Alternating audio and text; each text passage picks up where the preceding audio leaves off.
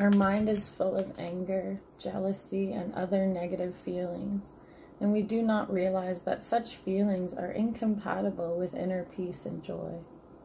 Our intelligence, which is the glory of human beings, is used only to deceive others and to gain more for ourselves at others' expense. At the end of the day, we find only suffering, and as the ultimate absurdity, we lay the blame for this on other people.